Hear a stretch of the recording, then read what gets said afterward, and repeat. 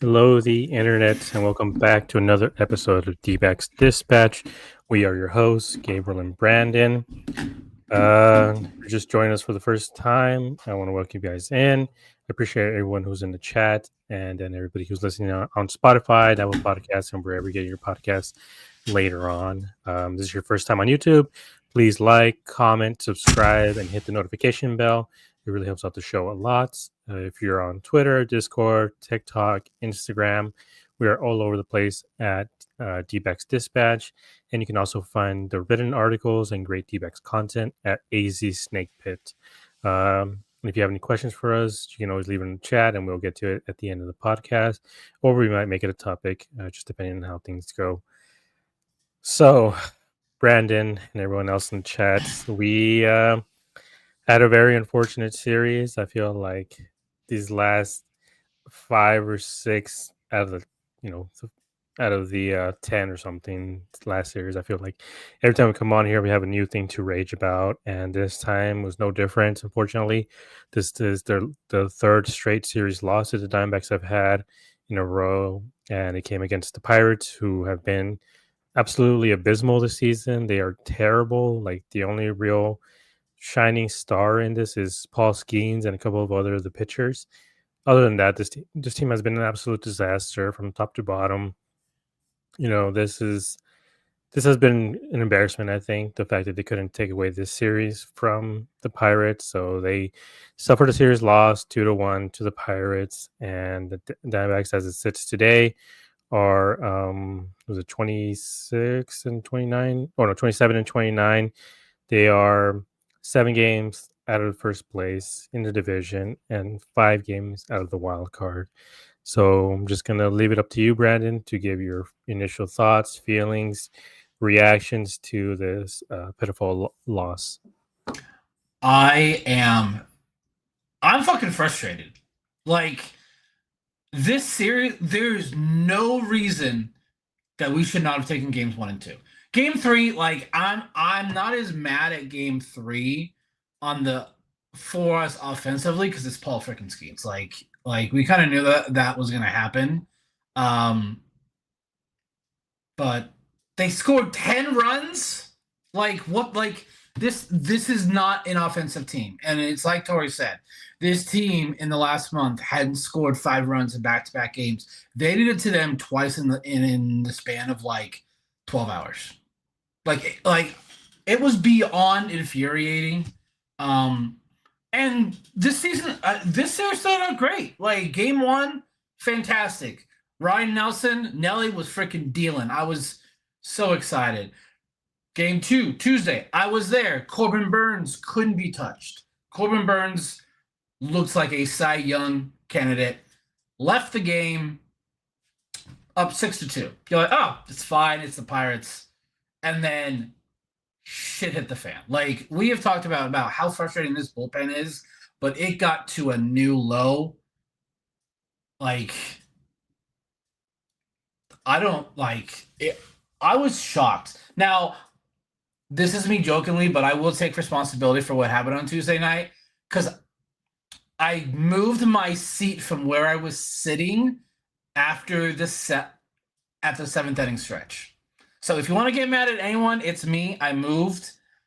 So I guess everyone knows the individual fan has so much control over the game. Just like when there's a perfect game, just saying it instantly ruins it somehow. Yeah. So, but no, this in my opinion was the worst series of the year, and it's not even close, because this Pirate team, outside of 2 players, like, the rest of the team is like mid. And I think the one thing that was frustrating the most is, why are you walking Brian Hayes? The dude cannot hit. Why are you not like? That's the one that frustrated me the most. There is you let Key Brian Hayes beat you. Now I'm not mad about what Reynolds did on Tuesday. Reynolds is a all-star caliber player. He just hadn't played well this year.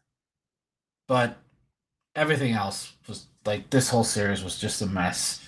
So glad we had the off day today because I don't know if I could have watched this team play today. I would have been just too damn angry.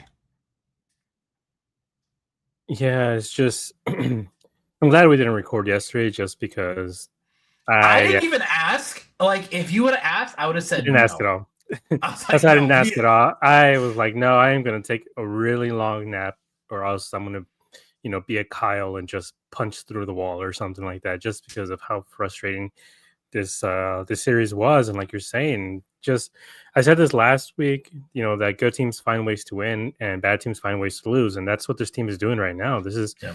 currently, like, you can say, this is on paper a wild card or even playoff team, but as of right now, this is currently a bad team. Like, nothing is working for them other than the starting pitching, and we can get to it later.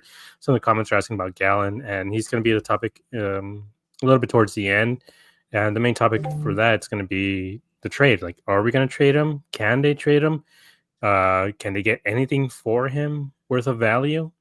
But yeah, it was just disaster after disaster after disaster. And even that Corbin Burns start, he was so nails. Like, he allowed 2 runs, and it seemed like everything was rolling. And then suddenly you look up and you're like, man, they haven't had a hit for a few innings now. And then suddenly the Pirates catch up, hit all these runs, and then 17 straight batters retired. And you just can't have that at all. But we're just going to get down to it because I think if we're allowed to go on any further, I think we're just going to be raging the entire time and yelling into the void. So, game one, the D-backs scored the first 11 runs in this series. The Pirates then scored the next 19 unanswered.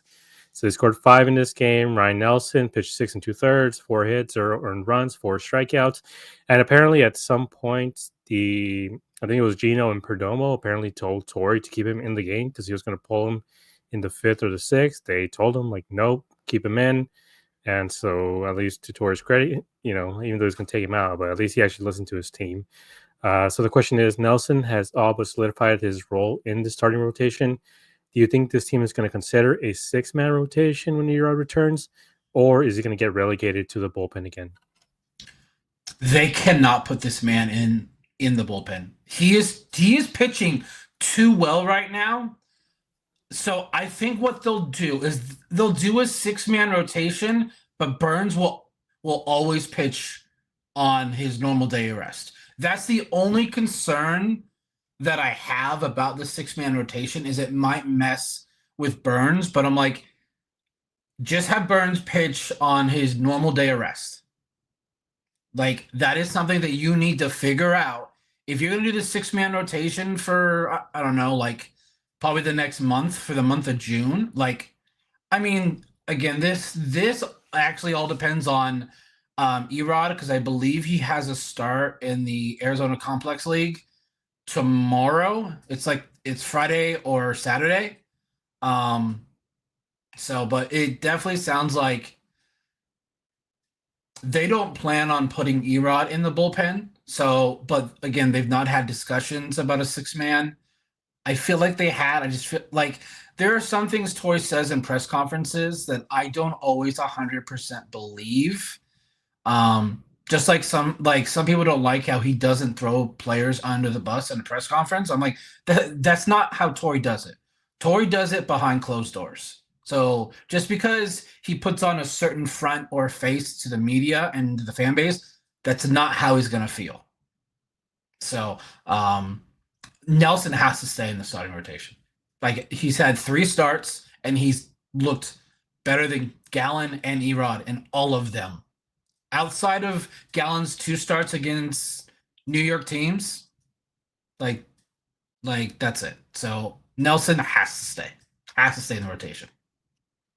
Yeah, and it's one of those things where he clearly can pitch deeper into games, like if truly needed. Even in this game, he had 84 pitches. Supposedly the limit is 85, and he went 6 and 2/3. He probably could have faced that last batter at the end of this game. He just didn't because I think it was O'Neal Cruz was the last batter. He's a lefty, so I don't think they wanted him to face him again. But he is so efficient. He's so good. That fastball and that curveball are just so nasty, and the slider That that's such a good cutter, life is that so cutter, nasty. it's so And but good. especially that fastball when he gets it up in the zone, it is one of the better pitches in baseball, I think. It honestly reminds me a lot of Garrett Cole's fastball, the way he just has a rising movement and Yeah, batters just he puts it there and just tells them like go ahead and hit it. And batters have just not been able to, even throughout the whole game. They just haven't been able to adjust. And it's not like you can say, well, it's the Pirates, they're not gonna be that good. He did this against the Dodgers as well, and he's been doing it since the midway point of last season where he's had one of the best starting ERAs on this entire staff. Like I think it's comparable to what Corbin Burns has right now, like a 2.5 ERA. And so I think this should be a meritocracy. Like if you perform, you should be able to keep your job. And he has performed, and Erod just hasn't been able to. And I know that he's had some injury issues last year and this year as well to a certain extent, but I don't know. Like, I think this is another washer for Erod unless he can magically turn it around after the All Star break. And with even Gallon, we're talking about a 6-man rotation, moving a guy to the bullpen, specifically Erod. But could Gallon get moved to the bullpen? Like, I don't think they would. I think they would I don't trade think him before they would move him to the bullpen. I don't think any of these guys are necessarily getting moved to the bullpen, unfortunately, because money talks. And they're just paying Erod too much money, I think. I mean, this team has shown that they are willing to cut ties with players that they have contracts with, like Bumgarner. But to him, it was just the one season.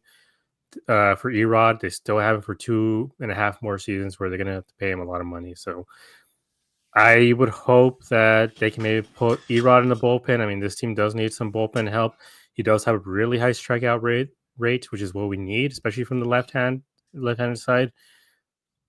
But that's yet to be seen. I do think, if Nelson gets moved down to the bullpen, I think it's overall a travesty. And I don't think this team is serious about winning if they do that, because you want to put out your best 26 man out there.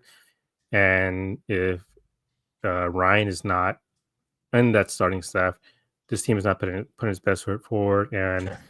you're asking to lose. And I think with how taxed and terrible this bullpen has been, putting a guy like Ryan Nelson in that bullpen, I think, isn't going to make it any better. Like he is good in the bullpen, but overall, I think he needs to be a starter and to be able to give this team a chance to win. I mean, 6 innings and 2/3. Like, what more can you ask for? This series started off like on the absolute most perfect way you can, other than just straight up him throwing 9 shutout innings.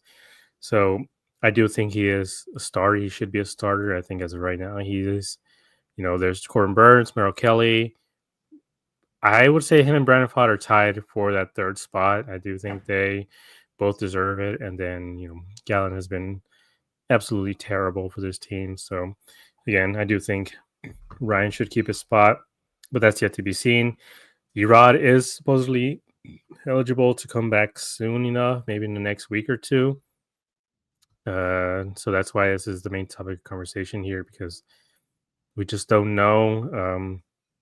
Tory doesn't seem to have a plan. Like I know in his press conference, he was just like, "Yeah, we haven't even discussed it with him." I know maybe that's just him talking to the media that way, but at the same time, I'm like, we saw what he said about Jordan Lawler, how they had a plan for him. Clearly, they had no plan for him.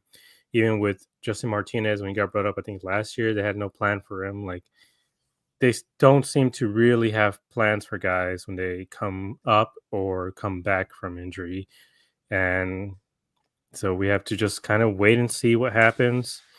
And hopefully Nelson can keep a spot in the rotation, because, what this team needs, or what this team doesn't need right now, is an automatic 2 losses in the win column. Like you need to be Yeah. able to put in win streaks. And if two of the 5 guys are automatic losses, then you're not really going to be winning a lot of games in a row or winning series.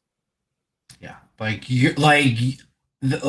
I think that's why sometimes this offense looks a little lethargic at times. Is like they feel like it's all on them. Like And I think that's kind of what happened in game three of this series. Like I truly think that's what happened because we've seen it happen before when these bullpen blows games like the next couple of games, offense just doesn't seem to be clicking. So yeah, I thought Ryan deserved to be in the starting rotation after what he did last year.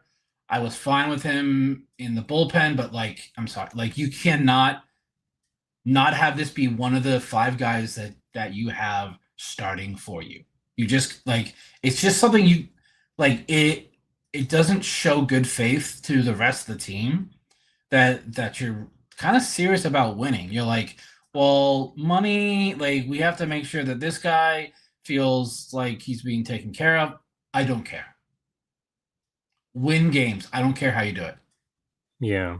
And so before we get on to the next topic, I want to acknowledge the chat. Scott Mack is in the chat. He's calling them the dysfunction backs, which we think is a perfect name for this team. It's, we call them before the light down and Diamondbacks, but I think right now it's the dysfunction backs because just nothing is working. Ivan says, let's go. And I guess so. Yeah, let's go. Tanner saying trade Gallen for relievers. Again, we're going to get to him a little bit later about what value he can bring. Justin Huddleston is asking, was I surprised to see Lawler and Ginkle sent back down?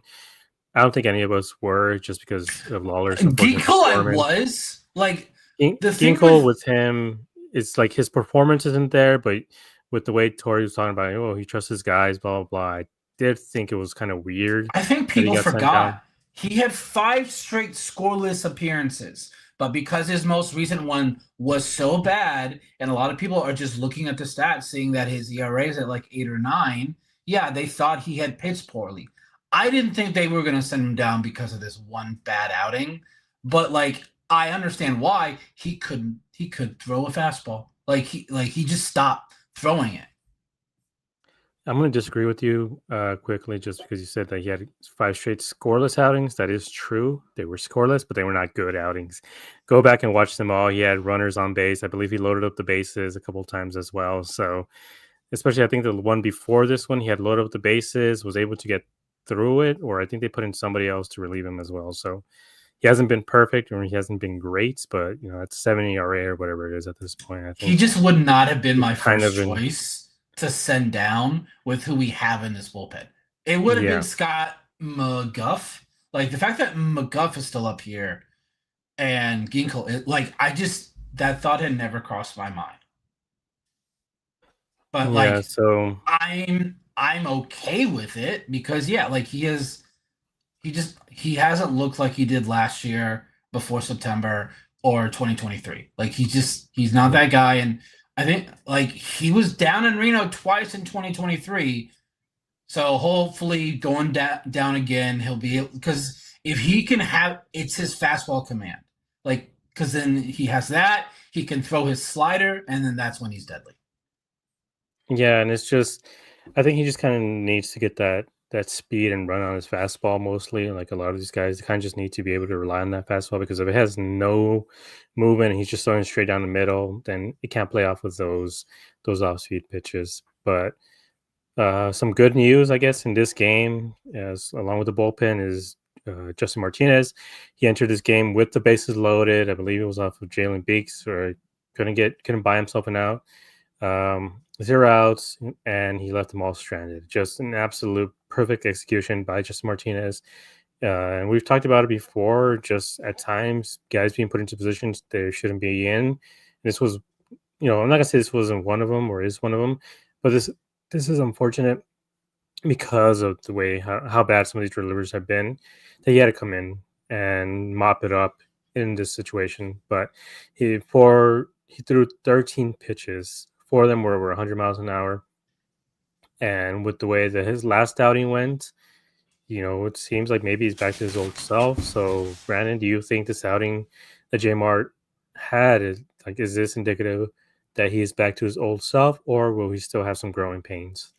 I'm not gonna say he's 100% back, but it's better than what we got in those couple of games when like he got like that week off, and then the Mets game were like I got worried because it was like 96. I'm like, that's not who J Mart is.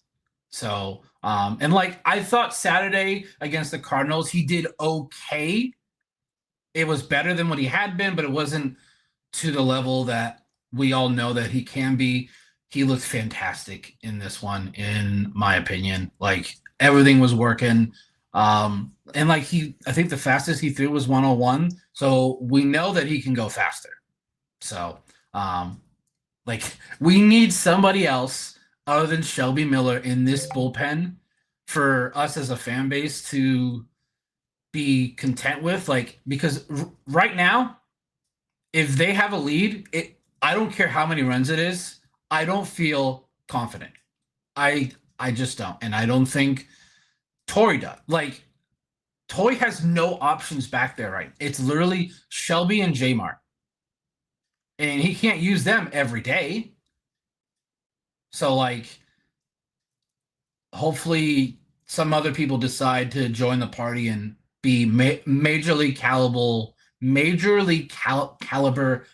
pitchers. I could see J Mart back in the closing role for this upcoming series. Because Torrey said like he didn't want to put him at closer like right away when he came back, so that's kind of why he had him go in the eighth inning on Saturday, and then the eighth inning here. So I could see him being the guy this weekend against the Nats. Yeah, and seeing the way he looked in this game, I mean, again, it is the Pirates, so they did come out swinging a little bit out of their shoes against J Mart. So I'm going to be more curious to see how he performs against the Nationals, to see like if he's truly back or not. But it would be, I think, a huge boost to his bullpen if he is back.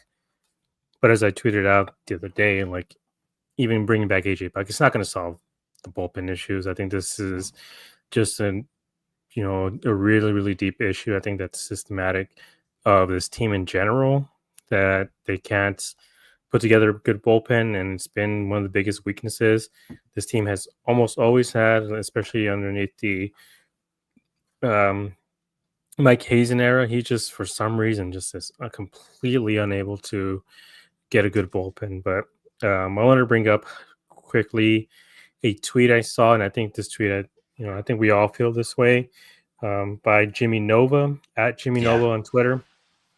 So it's a little bit of a long read, so bear with me for a second. He says, I think we need to distinguish between blaming and holding accountable more often. Last night, Ginkgo was to blame for a terrible pitching performance.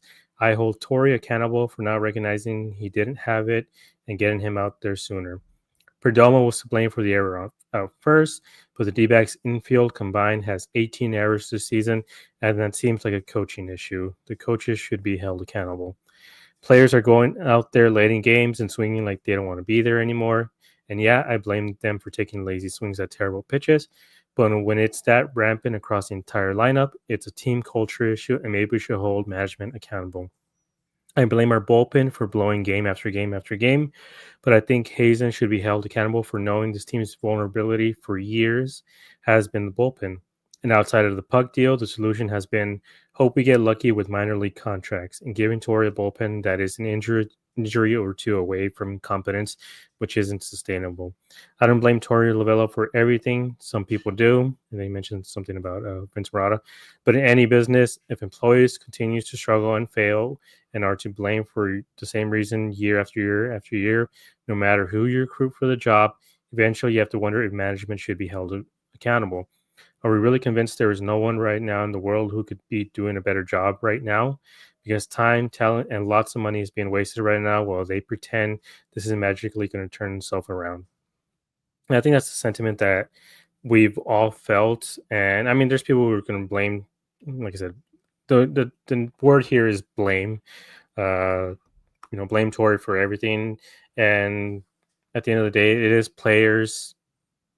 Players need to be held accountable as well for these blowups. But like he said in the tweet, some of these, there's a lot of decisions that Torrey makes, which, in the moment aren't seen as correct, but also just when you're giving him, a bullpen full of minor league contracts and guys that are developing and are one or two injuries away from being a total disaster. I think that goes up to Mike Hazen as well. Like, he deserves a lot of the blame for this bullpen, and he deserves a lot of the blame for this starting lineup that just is unable to perform, not able to get runners in scoring position and actually bring him in. And one of the issues was just the fact that he stood pat and just signed Randall Grichuk, and that was it. He just said, "All right, we got Grichuk, and that's it." I mean, I know they got Josh Naylor, but again, you're replacing Josh Naylor with Christian Walker, and you compare how they are in their careers, basically the same player offensively. Defensively, Christian was better, but overall, I think it is about accountability, and I think there is a blame game to go on right now. But overall, I think there's a lot of accountability that just isn't being met from the team, from the management, from Torrey, from Hazen. Hazen did take a lot of the blame either today or yesterday, but I think, I think overall, there's a lot more blame and accountability that needs to be taken by this team, because it just seems like there was no real strategy coming into the season, especially with the bullpen or even the offense. Like we talked about, this is going to be a run prevention team with the starting pitching, but getting Shelby Miller off a minor league contract, getting Kendall Graveman, who's coming off an injury, off a minor league contract, like that was not enough. And I know Jack Summers said, like, oh, if they got Tanner Scott, it would be just as bad. Well, we weren't looking at Tanner Scott. We were looking at Kirby Yates and other guys. No. There was one person on this pod that was looking at Tanner Scott. He's not here. Brett was all on Tanner Scott. Yeah. And I mean, I was on Kirby Yates, like, just because the age, but also, the amount of money that I thought he would cost, and Dodgers got him for relatively cheap. And I felt like he could be valuable for this team. Unfortunately, it didn't work out that way. And as of right now, I mean, the guys he signed, Shelby and Graveman, have been very good for this team. But Graveman just is coming back from injury, which we knew was going to happen. And Shelby, again, he should not have the amount of workload and innings that he's had so far. But for the most part, he stepped up and has gotten the job done. But Shelby should be a sixth, seventh, or even eighth inning guy, not so much the ninth. But let's move on to game 2. This one was a loss 6-9. Nice. The D-backs were retired 17 in a row after the 4th inning. No base runner after the 4th inning. So no walks, no hit batters, nothing. This team is completely shut down and just look absolutely pathetic. At this point, they were 4-11 runners in scoring position. So they're always, this season, they found like 5 or 6 different new records to break in franchise history, and this game was no different. In franchise history, when they've had a 6-run lead, they are 620 to 12, or I guess 11, and now this is 12. This was just a slow and then sudden painful death that this team suffered. But one of the bright spots was Corbin Burns. Corbin Burns with another dominant start. His ERA is now under 250. So since April 6th, that was the last time he allowed more than 3 runs in a start. So that was his second start of the season. He's had 5 straight quality starts. So that's 6 innings, 3 runs or fewer. Is he already worth the money? Oh, without a doubt, he is already worth the money. You could have told me after like 2 of those starts back to back that he was already worth it. To be honest, that cortisone shot fixed something, because he has been Cy Young caliber since then. Like he's been like his cut, like he found the grip on his cutter, he's found the command of his cutter, and it's been lights out. It's been the most dominant pitch that we've seen. There's a reason why he is the best cutter in the game. Like currently, he has the best cutter in all of Major League Baseball. I think it's better than Emmanuel Class A. Some people say his cutter is better. So I think without a doubt he's worth the money. If this team's not careful, he's going to use that opt-out after year 2. Now, I think it's a little like it's a very knee-jerk emotional reaction to say that now, because this could all change by the end of that second season. We have no idea. So, yeah, like Burns' start is like it is for me. It is must watch. Like if it's a home game, you need to go and watch because he is truly special. So, I just hope that it's not going to be a waste because there's no reason that he should have lost this game. No reason whatsoever. Scott is saying he's opting out a guarantee. Scott, I don't know how you can say that in a year and a half later. Like th- teams change year to year. So I'm not saying that he won't, but I'm not saying that he will. Like I think it's very hard to say that a player is going to opt out in a year and a half. Unless this team completely shits the bed in June and July and they're not in the playoffs and they trade away and they're saying, yeah, we're not doing anything in 2026. Like that could entirely be possible. I just think it's really hard to, especially the way that this team has played since like 23. Like they've been like so hot and cold. Like right now we're in the very like cold, not a very good baseball team. Like this team has not played any like consistently good baseball all year. They haven't played 3 good games in a row. They play like 2-ish, and then they'll have like a couple of innings where you're like, what? Like you guys are not being like this is not a professional baseball team. And this series is the prime example. Like they have been playing decent defense, I'd say, the last like couple of weeks, and then nah, no, it just it's just like the simple things, like fundamentals. I Yeah. just can't. Yeah, and I would tend to disagree that he's going to opt out. Like you said, it's from year to year. This year's still not over. Like this team still can't turn things around and get to the playoffs. And next year, they are losing a lot of guys, but they could free up a lot of money as well to the point where they can bring in, some more top tier talent. And we have some good guys in the farm system. I know a lot of people are saying that they can develop pitching. Brandon Pfaadt is a good pitcher. Ryan Nelson is a good pitcher. Yeah. Christian Mana, from what we've seen so far, is a very good pitcher. So I know that people want him up in the bullpen, but I don't, just because you're going to ruin him and you're going to ruin his career if you bring him up into the bullpen like they did to Dre Jameson and Archie Bradley. And there's, like I said, John DePlantier. Like there's so many guys that this organization has ruined by dicking them around, putting them up and down in the bullpen. And I don't want Ryan to have that issue either. So again, I don't agree that this team can develop pitching because we have a couple guys on this roster right now that have shown that they are professional major leaguers and are very, very good at their job. So in Corbin Burns' case, I don't think he's going to opt out because they're giving him a lot of money. There's a lot of money on that back end of that deal. And I know, it's, I believe it's 6 years. 6 years, yeah. So after the second year, he has an opt out, like I said, but there's a lot of money, and I don't think Corbin Burns, even if he has a great season next year, I don't think he's going to want to opt out because at that point, circumstances, his family is like he chose Arizona. At the end of the day, they made the call to Arizona. This team was not that they weren't interested in him, but they just didn't think they would be able to compete for him because there's so many other teams after him. He specifically asked Boris to call the D-backs and ask them, "Hey, we got a deal going.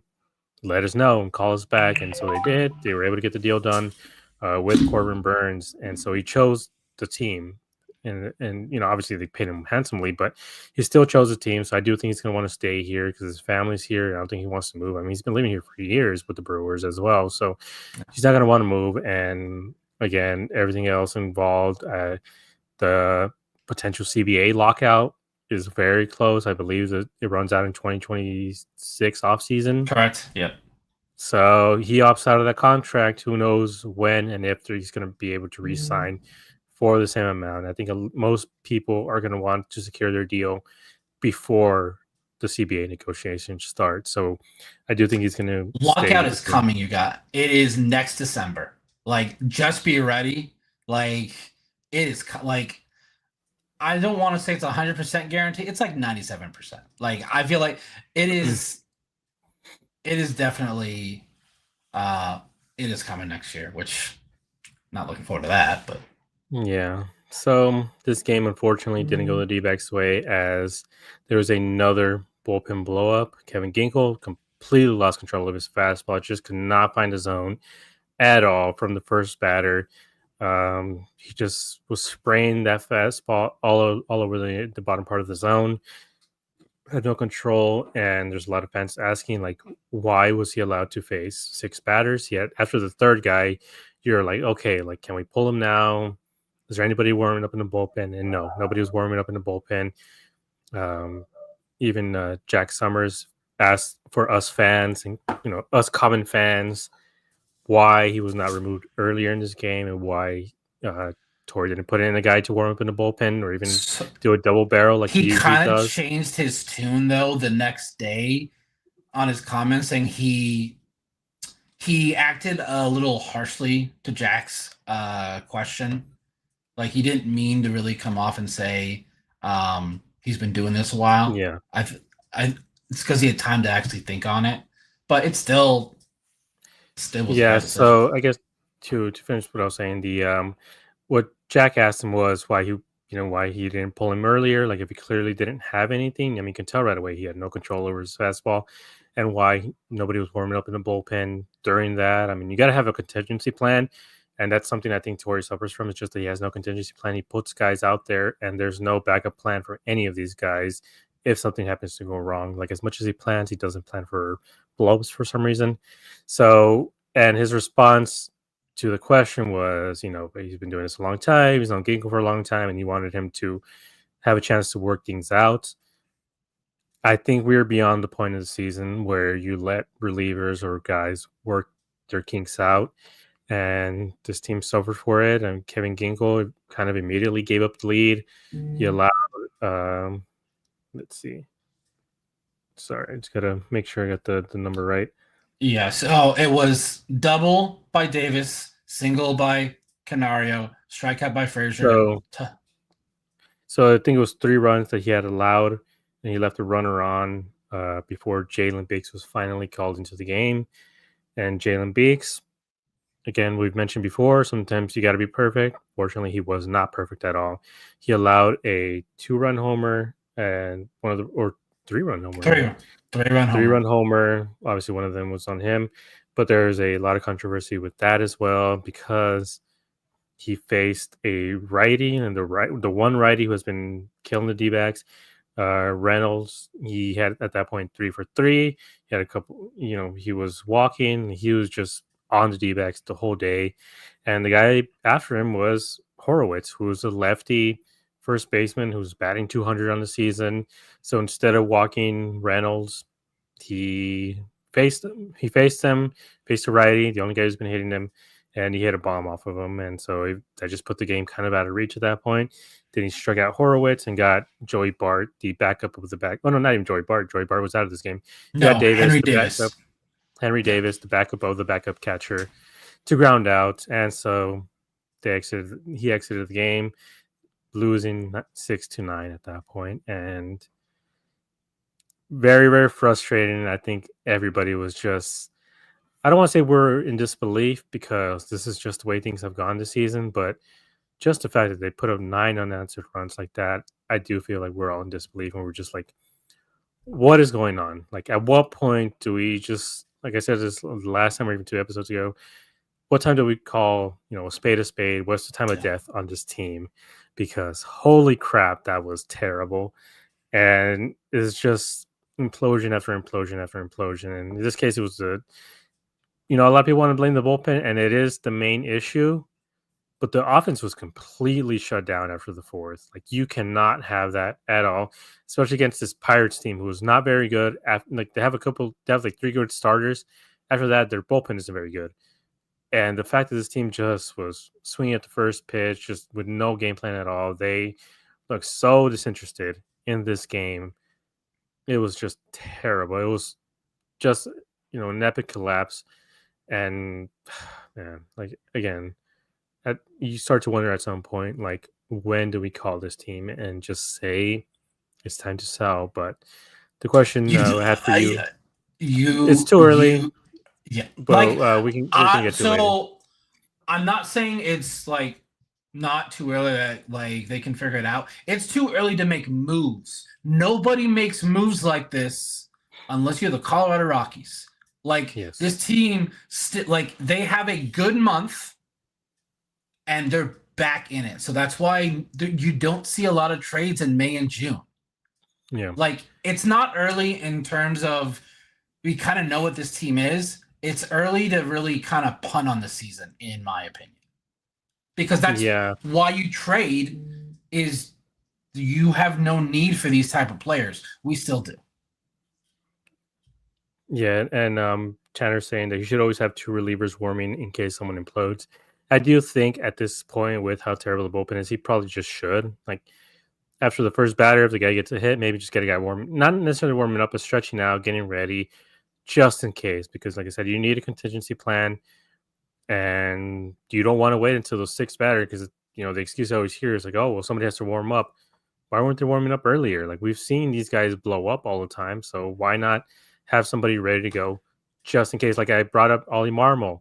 The second somebody got into trouble and faced the third batter, he pulled him right away and they won that series. Same with Dave Roberts.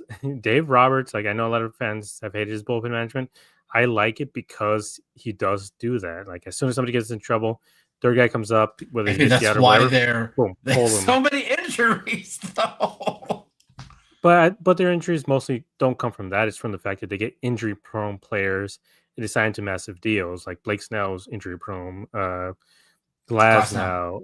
Everybody has injury histories, and also their philosophy is throw as hard as you can.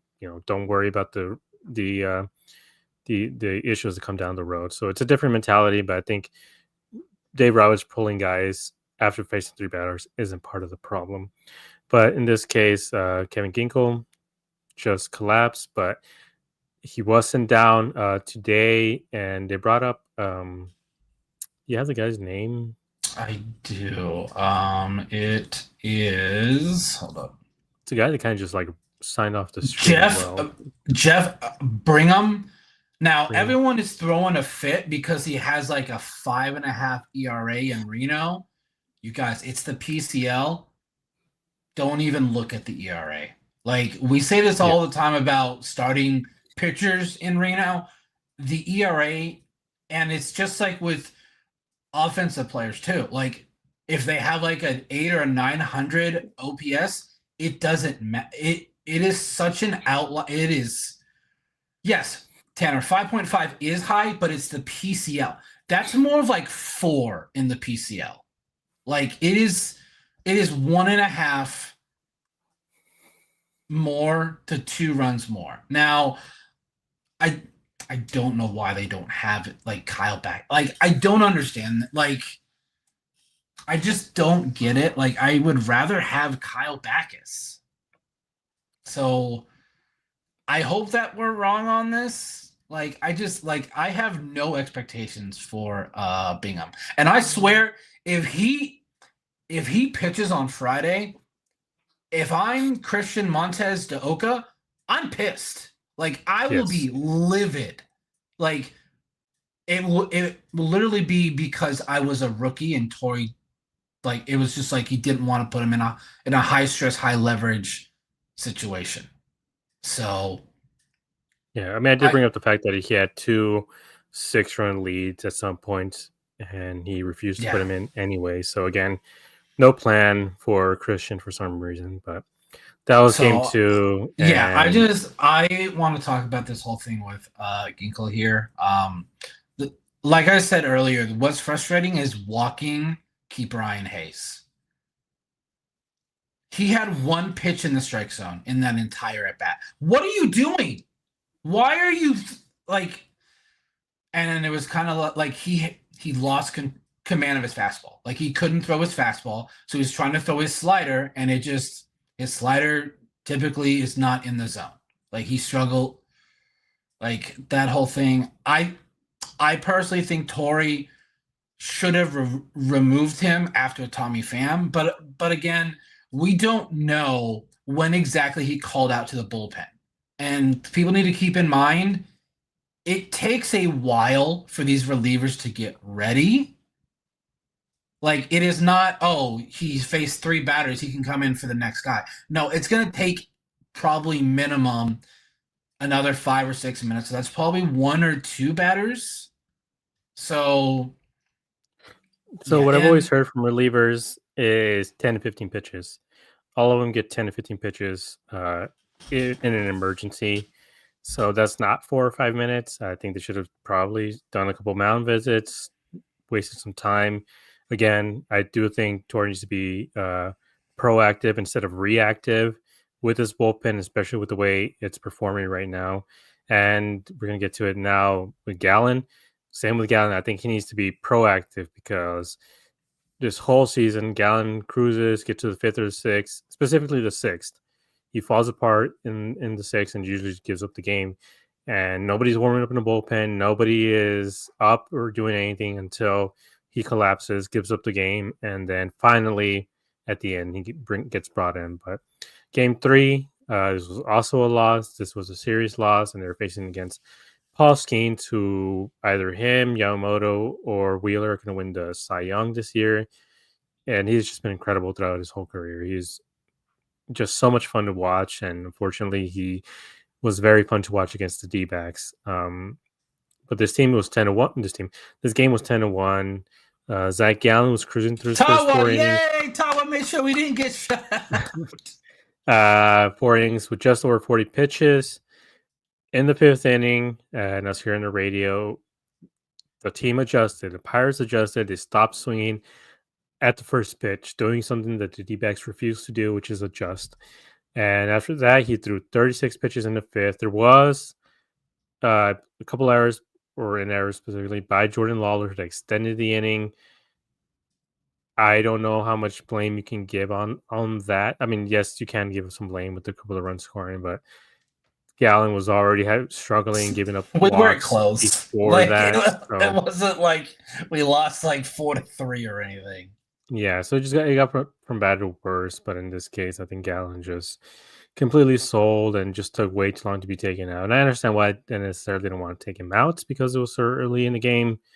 But again, I do think you have to be a little bit proactive before you look up and it's 6-0 or 6-1 in the 5th inning. But the question is, will this team trade Gallen at the deadline or before? So Gallen's going to probably have 4 starts in the month of June. It depends on how well he pitches. If he pitches like this, they're not going to get anything. I don't see them trading him. But if he pitches well enough and and he gives them chances to win those games, they're in that probably that limbo state where July 1st or 4 or 5 games out of a wild card. I don't know if they're sellers at that point. Will they? I don't think they will, but they should. They should package him with somebody. Scott asks, trade Gallen and Lawler for a legit closer. If you're trading Gallen, you're not getting a legit closer. Why would someone take that on? And I know everyone is very frustrated about how Lawler's playing right now, but yet again, this team fucked up so bad with his development when he's up here. What do you expect him to do when he plays 2 days a week? That's what's so frustrating to me is they said they had a plan, and then they're like, well, actually, we can't now because Gino's playing well, Perdoma's playing well, Marte's playing well. It didn't work out. I just don't that's the thing about this that frustrated me the most is how do you expect him to get into a rhythm and have confidence when you play him twice a week? After the first week, I'm when they played him twice, I'm like, yeah, this is exactly what they're gonna do. They said one thing and they're doing another. He quickly he faced no lefties, but they brought him in against Yamamoto and Paul Skeens. That's great for his development. Yeah, Like, can we look at who he faced in his starts? Robbie Ray, very good. Well, actually, I don't think he faced. Did he play against Robbie Ray? I don't remember. But like everyone that he was starting against, they're very good pitchers. And also, he was kind of not playing well when they called him up too. Like that didn't help. Like this whole thing completely ruined his confidence. Like he literally had no confidence at the plate. I don't see him coming back up this year. I just don't. Unless this team continues to do what they're doing and their sellers at the deadline, trade Gino, trade Naylor. There you go. You can have Lawler play third base for in August and September. Like everyone wants them to move on from him, but I'm like, how can you move on? We haven't seen anything. Like literally nothing. So Tanner asks, is Lawler a bust? I say no. Now others may disagree. So yeah, I don't know. Yeah. Like I know you asked about Gallon, but like this whole thing with Lawler, like everyone wanting him like, do we want another Max Scherzer? Because that's what will happen if they move on from Jordan Lawler. If they trade Jordan Lawler, he will end up being a generational player because you gave up on him too soon. So I don't think they trade Gallon. I don't see them doing it. Unless they have a literally like a 2 week stretch where they lose every game. And they're like if they fire Torrey, they are definitely trading Zach Allen. Yeah, and I mean, I agree with you. I for the most part, I don't think they're going to trade a Gallon, and it's not because it's not determined on how good he does or not, or right, not how good his team does or not. I think it's all dependent on him. As of right now, who's going to trade for him? Who's going to give you anything? I know people are saying like, "Oh, we have to get literally anything." They're not even giving you scraps for Zach Gallen. Nobody is. If anybody is giving you scraps, it's going to be the Dodgers. And if the Dodgers are asking for him, maybe you should keep him because maybe they found something there that they could work with. And at that point, I'd rather just keep him instead of giving him to the Dodgers and suddenly he's back to what he was before. But we all know the issue with Gallen is the fastball, whatever it is, mechanical, mental. I don't know what it is. Something is there, and that's the main issue with him is just the fastball. If he's able to look at that fastball, it unlocks everything else, and it makes him elite again. But as of right now, in the last couple of seasons, for the most part, he just hasn't had control of that fastball. So, I mean, I don't know. Like I said, I don't know what they could get from him. If you want to even package him with Lawler, what team's going to give you a high end reliever for Lawler?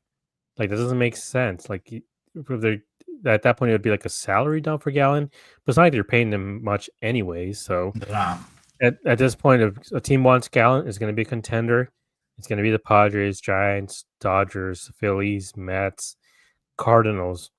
But you're not getting a reliever for him at all. You're not getting a closer because they all want their closers on their team, and this team's not going to trade in division, and they're not going to be trading in the same league. So it would have to go to the American League again, the Yankees, maybe the Blue Jays to a certain extent, Mariners. Like there's a couple teams that could trade for Gallen, but again, you're not getting a high end reliever because why would they? Why would they give you a high end closer reliever for a guy who so far has nothing to offer them?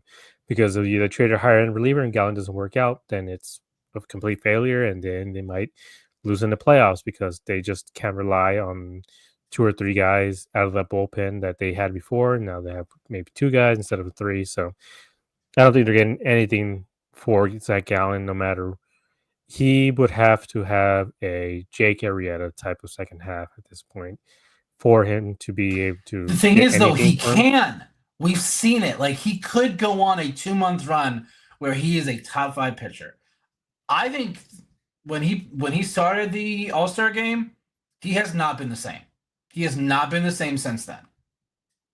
Yeah, and the thing is, I mean, Scott is saying that like, oh well, you can get they could be a high upside, and yes, there is a high upside with him, and Lawler is very good, but again, who's going to give you anybody of actual note? No one is because they all want their main relievers. Like the main relievers and closers get signed. Clase, Jamar, like they get locked down for a reason. It's because they believe in them and they want them to be the closers of their future. So if you're saying you can get a leverage arm, no one's gonna give you anything. For Jordan Lawler, then yes, maybe. But with the way he performed, teams know he's gonna be great. The Diamondbacks know he's gonna be great. So at this point, you're not fooling Mike Hazen. You're not fooling anybody in this, maybe Tory, but you're not fooling anybody about his potential. So you're not going to get. He's one of the untouchables on this team. And for next year, you're losing Gino. You're losing Naylor. That opens up for him at third base.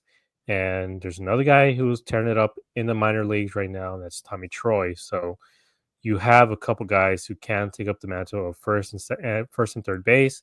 They are the future, and Cattell, I think, should learn to be I a think DH. they could package Troy with Gallon for something. I don't see this team trading away Lawler. Yeah, and also the issue with the leverage arm, it's like how many years of control do you want? Because if you're only going to get a 1 year guy if you trade any of these. If this package deal goes through or Gallon, you're not getting a 2, 3, 4 year guy for Zach Gallen. So if you're You're not not going getting a for it, puck. Like you're yeah, not getting something like if you're puck. not going for it, then why trade him at all? Like you're not going to be able to get a guy like that. So I don't think he is going to be traded again. He would have to have an incredible second half, and even then, if he has an incredible second half, then that probably means this team is back. So Mhm. at that point, why would you want to trade him? So now we can move on to I want to be positive, so we can be a little bit positive at the end of this. Last year, this team was 25 and 31. There are 6 games under 500 at this point in the season. Right now, there are 27 and 29. That's 2 games. Better, not great, but better than last year. And we also what happened last year. This team turned it around in the second half. They missed the playoffs by 1 game, but they still won 89 games. Last year, the big problem was the pitching. Once the pitching got healthy, they were able to make a good run for it. So if you were to compare, apples to oranges or apples to apples at this point, that would probably put them, if they have a similar year, that could still probably put them at 91, 92 wins on the season if they replicate it. That's still yet to be seen, but they have a good. I don't even want to say this. They have a good schedule coming up because they should have destroyed the Pirates and they should have destroyed the Rockies. They just didn't. So I mean, they won hopefully, the. You take out that Saturday game, they dominated the Rock. Like I know, like that's one game, but like they did what they were supposed to against the Rockies in that series. yeah, Outside that one game, like it doesn't yeah. take But away the fact that the they did dominate them in that series. so the June, we're gonna preview June real quick because the month ends in Saturday, so it'll be over by the time we're recording again. So the June preview, the team record at this point last year was 25 and 31. So the opponents for June have a combined winning percentage of 414.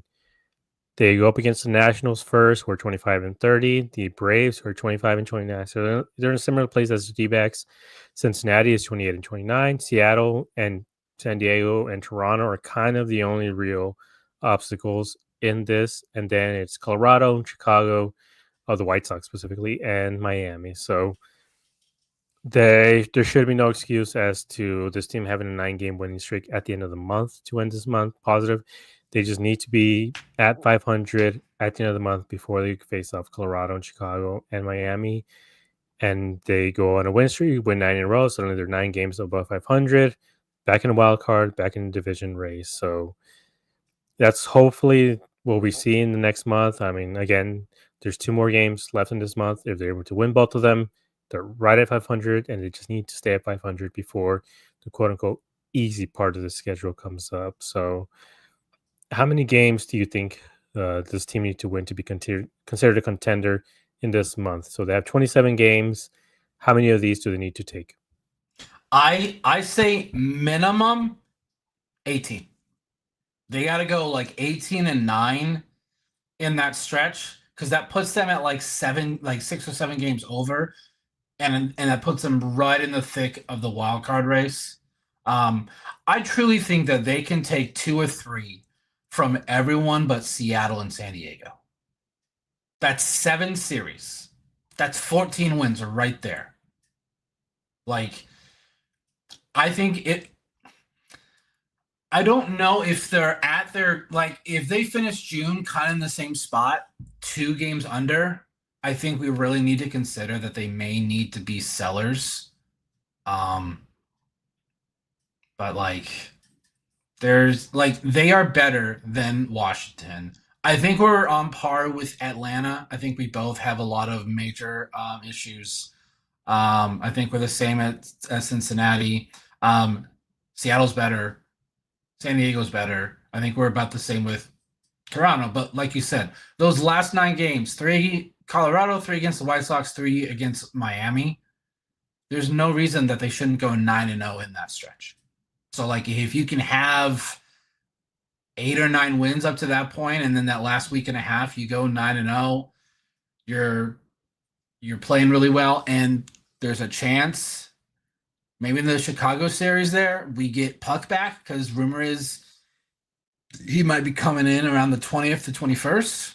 So yeah, Scott says wholesale changes. The ship is floundering. I agree. Like I think this like we're on like I'm not saying that like they need to sweep the Nationals because the Nationals are putting it to Seattle this series, but there's no reason that every single one of these series that they take 2 or 3, and if they take 2 or 3, that's 18 wins right there, and they're 18-9. Like and they're back because right now, if we were hold on, let me check the standings real quick. Like if you're 6 or 7 games over 500 for the wild card.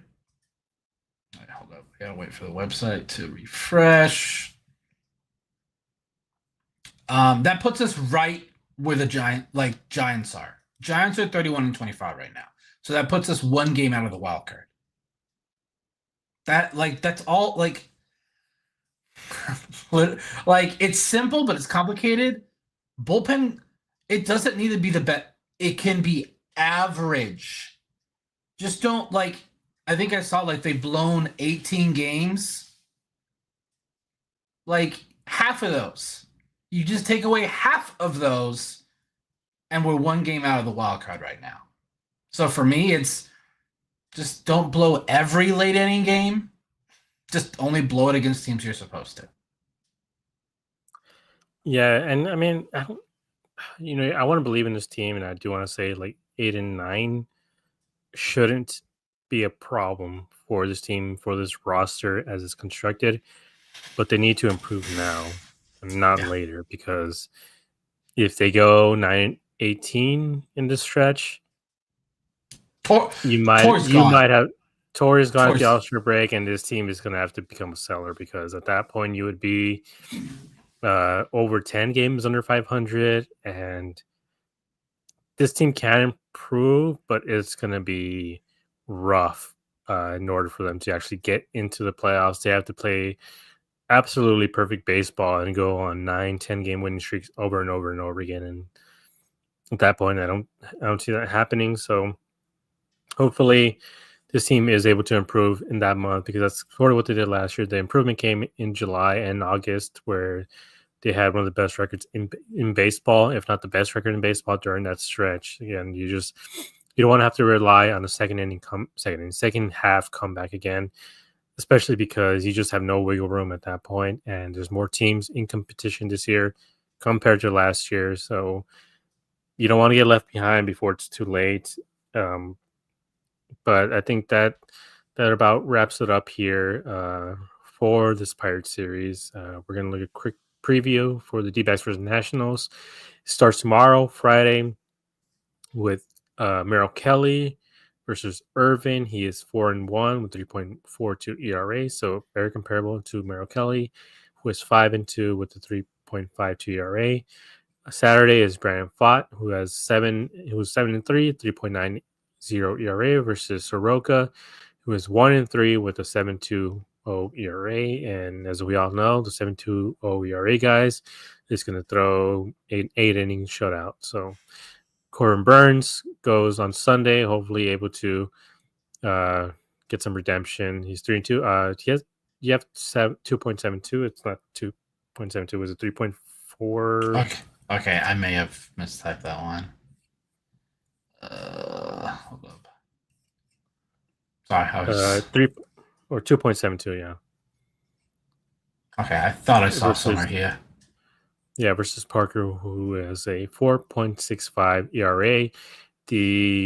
Somehow their bullpen is worse than ours. I believe they're 29th ranked. The Picks are only 27th. So I think a lot of these games are going to come down to whoever's is kind of worse losing. They do struggle a little bit with the Nationals, weirdly enough, but hopefully they're able to take care of business against the Nationals.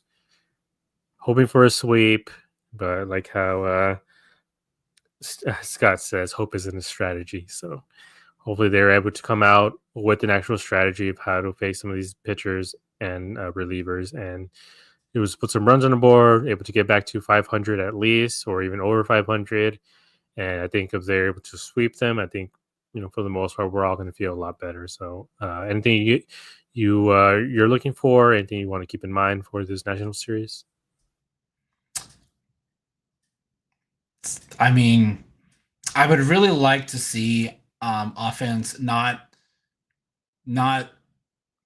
play for half a game. Like that's what's most frustrating is this team is top 5 in literally every offensive category, and they're under 500. Do you know what other teams in Major League Baseball you can say that about? No one. We're the only team that is like top 5 in every offensive category and is under 500. And it's because we see things like this. Like we'll see them be top 5 for like 3 or 4 innings, and then it gets shut down. Again, I don't know if it's an issue with the hitting coaches, it's their approach, or they just kind of take their foot off the gas, but it's getting very frustrating. Like now, if, like I said, if the bullpen can just be average, it doesn't have to be top 5. It just needs to be okay. Like if you're up 6-2, only make it 6-4 or something, like stuff like that. So I would like a sweep, but I feel like we lose on Friday to Irvin, or we lose Sunday. Parker kind of dotted us up when we played them earlier this year, so that's what has me worried. But like I think at this point, I don't know what to expect game to game, because this team doesn't play well in back-to-back games. And that's what's frustrating. Yeah, I think that's just one of those things where we always have a little bit of hindsight just because we record every series. But I think I would go crazy if we had to do game after game, because it's not the same game at all. There's no consistency with this team at all. Like there's that graphic where you pull one lever, then another one goes down and up, where there's offense, defense, pitching, bullpen, whatever it is. Like something's always going wrong to the point where this team ends up losing. So we're just hoping they can put together a good series. They haven't had a good series in a really long time. It has been since that Met series. And even then, there were still issues in that series that we brought up. And I mean, saw some tweets that were a little condescending, saying like, "Are they happy now that they won?" You can still bring up issues that are going to become issues down the road, even when they win. And one of the issues we brought up was runners in scoring position during that Met series, and that reared its It's still an issue. And even now, and has been. So a lot of times things reverse to the mean, and people regress, people have issues. So as of right now, the team is really regressing. We're just hoping this team can start to progress, I guess would be a way to put it. And it has to start now, because like I said, I know Scott is asking about when is Torrey going to be relieved of his duties. If they struggle in June, they're 10 games out of the wild card, 15, 20 games out of the division. I think that's kind of when you do it at the All-Star break because what else can you do? I think he signed for a little bit longer and he is Hazen's bestie. You kind of have to just see if another voice does work. And if it doesn't, That then you're not voice is not on the team, you guys. Stop saying Bannister. That's literally just another Tory. Like, it's yeah, actually and probably worse than Tory. that's why I brought up guys like Evan Longoria. He has experience with this team. He seems to be able to whip these guys, especially the young guys, into shape. I mean, I think they do need like a veteran presence there, like him or Tommy Pham, guys to really, dig into these guys and keep them honest. So if that happens, I do think they have to look for outside candidates, even Dustin Pedroia if he wants the job. I think there's certain guys I think that could work in this role that we just haven't seen. I mean, I would have loved Stephen Vogt. Like he would have been my choice. There are some managers still out there. I think is Bochy still out there, right? Or No, he's still with Texas. oh, okay. I thought he got fired. I'm thinking of somebody else, but we have seen teams fire their managers. I know you said like they're not going to be any better. We did see recently a team fire their manager and make it to the playoffs, and that was the Phillies with Joe Girardi. Like that, they exception, not the rule. That like very rarely when you fire your manager that early, you typically because you're kind of giving up on the season. But and didn't the Padres do the same thing with one of their managers? I mean, when the Cardinals fired Mike Shildt, like it can happen. Like I said, I think when you have the talent on the roster, sometimes you have to see if that's the solution, and if it isn't, then it seems like it's an organizational issue, and I think you have to start looking elsewhere for the solution to that. That's not just reliant on the players performing, because again, you want guys to be accountable, and there's a lot of blame to go around, and there's a lot of accountability to go around. But anyways, this is it for us. Thank you to Scott, to Tanner, to Ivan, to Justin, I think, was in here Justin. Thank you guys all for coming along with us to vent out our frustrations. We will be back on Sunday to break down the National Series, and hopefully we have a win. We have a winning series. Maybe we can even have a sweep. So then we can all sort of at least take a little bit of a breather. But anyway, see you guys next time. Bye.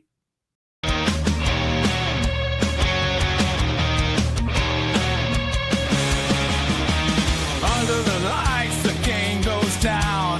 Desert heat, but we own this town. Brennan, Brett, and Gabe on the call. With Josh in the back, bringing it all.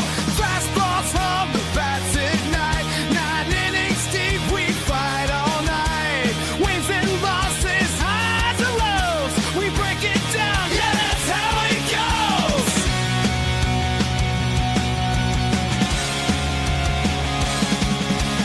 D-backs dispatch, turn it up loud. We rep the stakes, we make them proud. From first pitch to the final frame, we bleed sun tone red in this game. So hit subscribe, don't miss a